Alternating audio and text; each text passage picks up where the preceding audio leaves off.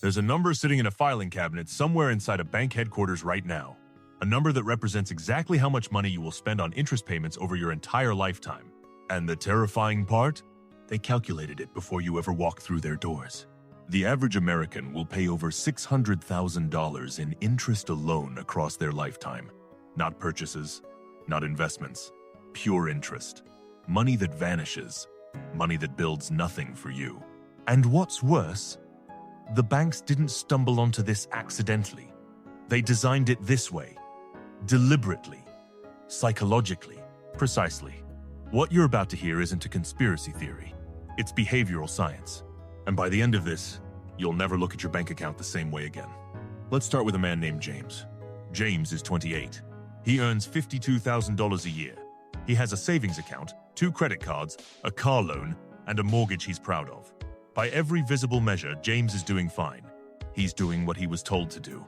But here's what James doesn't know. Every single financial product he owns was engineered using decades of psychological research, specifically designed to extract the maximum amount of money from people exactly like him while making him feel in control. The entire time. That's not an accident. That's a strategy. And it has a name. It's called the architecture of debt. And it begins long before you ever apply for anything.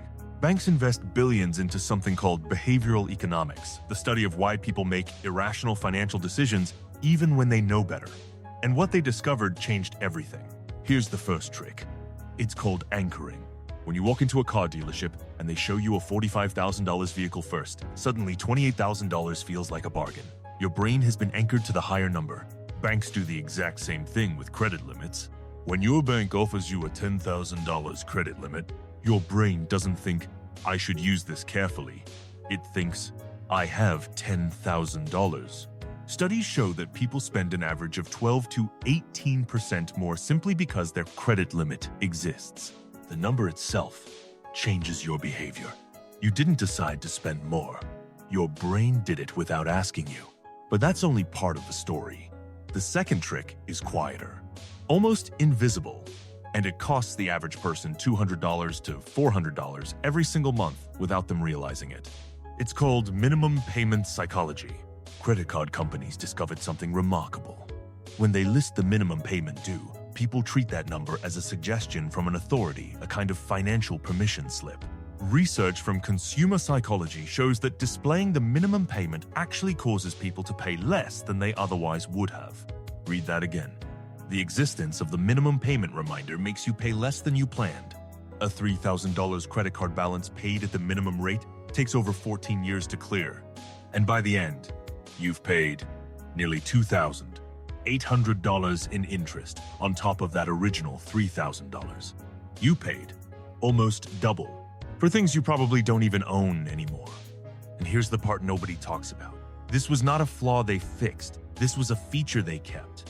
Now we need to talk about something called the debt normalization campaign.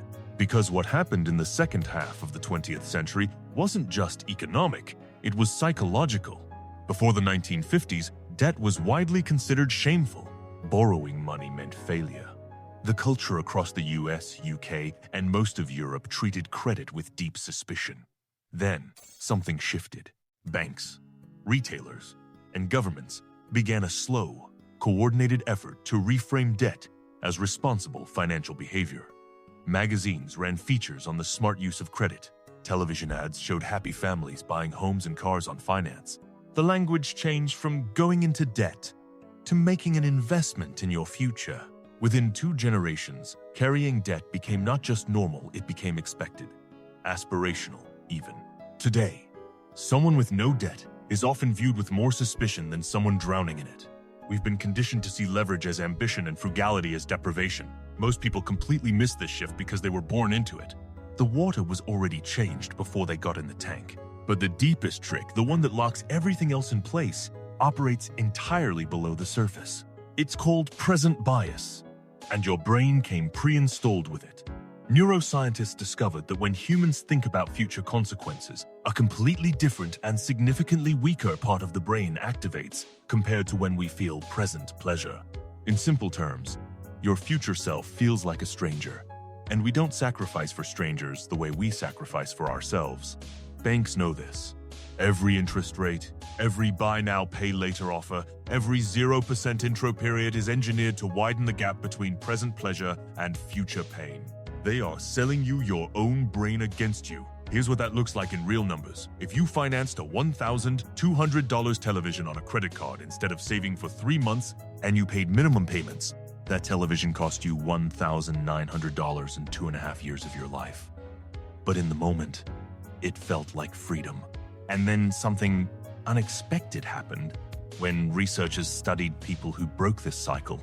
The solution wasn't discipline. It wasn't budgeting apps.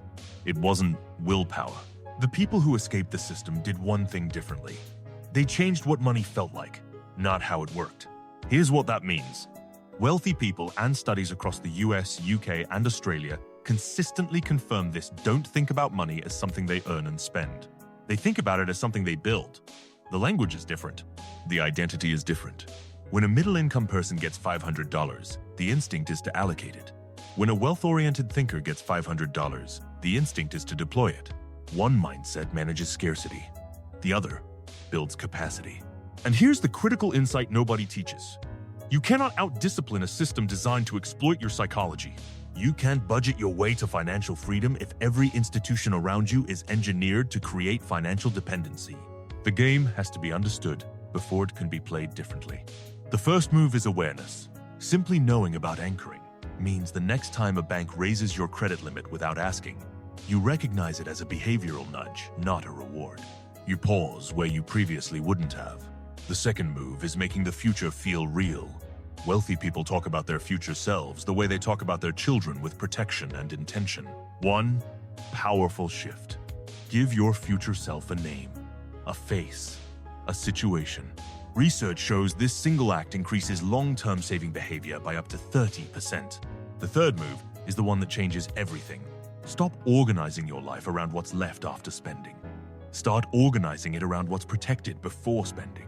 The $200 that goes to savings before rent, before groceries, before anything. That $200 doesn't feel like sacrifice after 6 months. It feels like the only money that was ever really yours. James, the man we started with, he's not failing because he lacks discipline. He's operating inside a system that profits from his confusion. And the moment he understands that, everything shifts. The banks didn't create rules.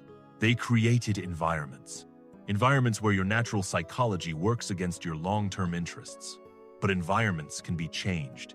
Defaults can be overridden. And once you see the architecture, you can stop being a product inside it and start being a person outside of it. The most powerful financial move you'll ever make isn't an investment. It's not a side hustle. It's the moment you realize the rules you've been following were written by the people who profit when you follow them. And then you decide to write your own. So here's what I want to know from you. Which one of these psychological traps have you personally fallen into without realizing it? The credit limit spending, the minimum payment trap, or that feeling that debt is just what normal life looks like? Drop it honestly in the comments. You might be surprised how many people are in the exact same position right now.